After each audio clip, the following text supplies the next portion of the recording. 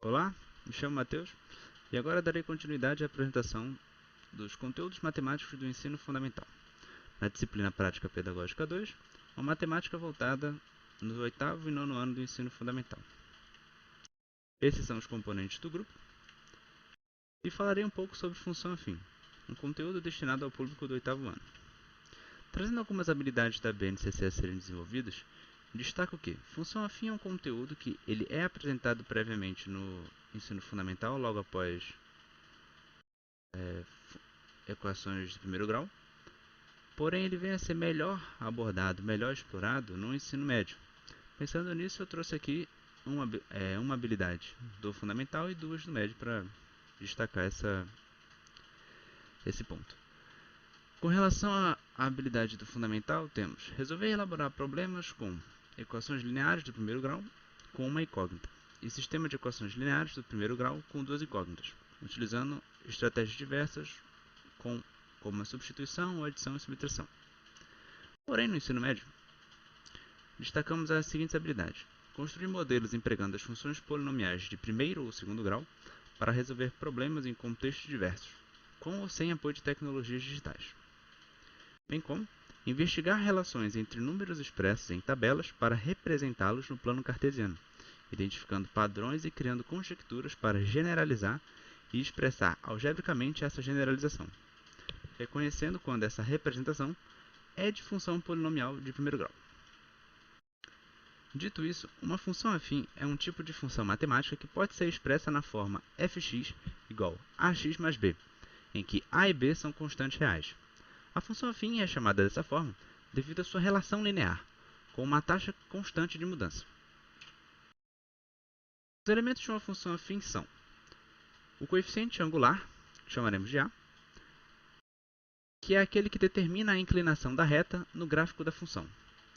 Caso esse coeficiente angular a for positivo, a reta é crescente. Caso ele seja negativo, a reta é decrescente. Quando a for igual a zero, a função afim é uma reta horizontal.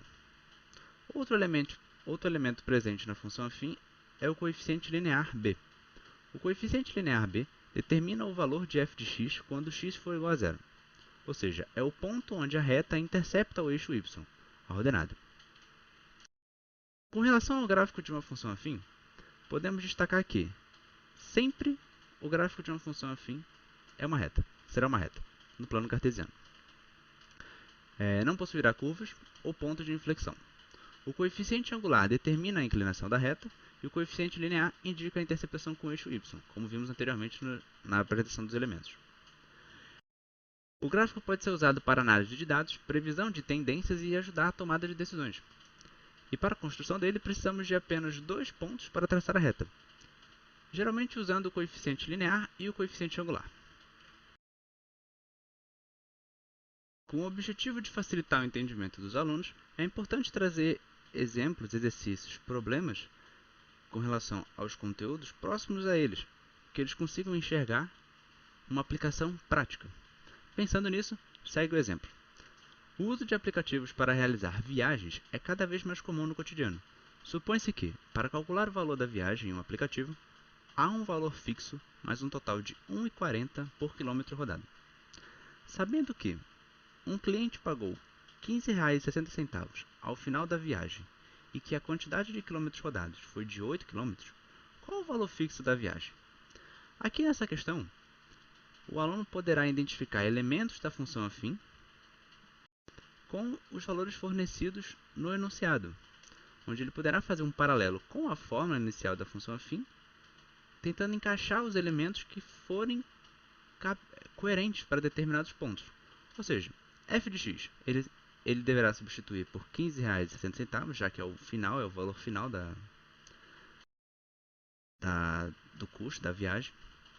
Ele vai perceber que a pergunta do enunciado é qual o valor fixo da viagem. Então é aquele valor que não depende de uma variável, logo a gente está buscando b.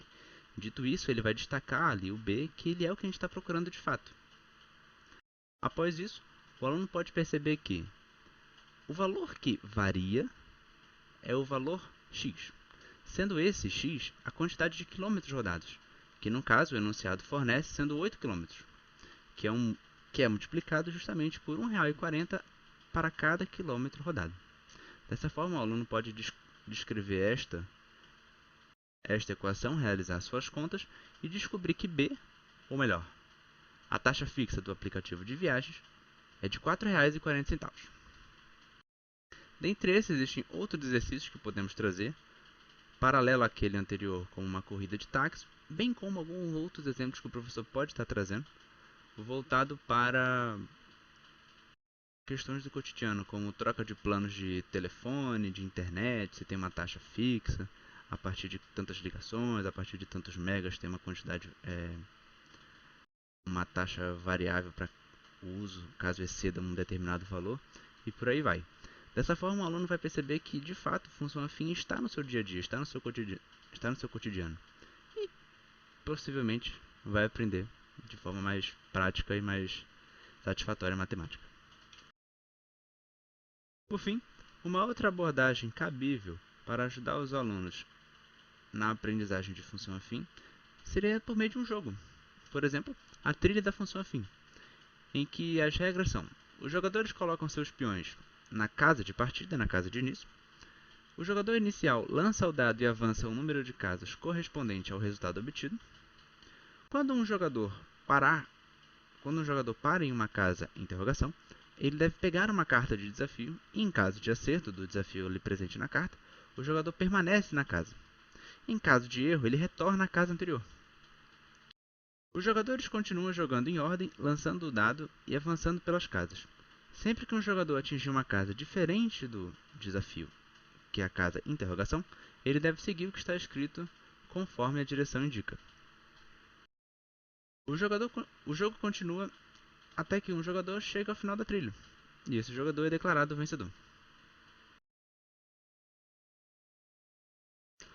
Assim, chegamos ao final e devemos agora avaliar a aprendizagem dos nossos alunos.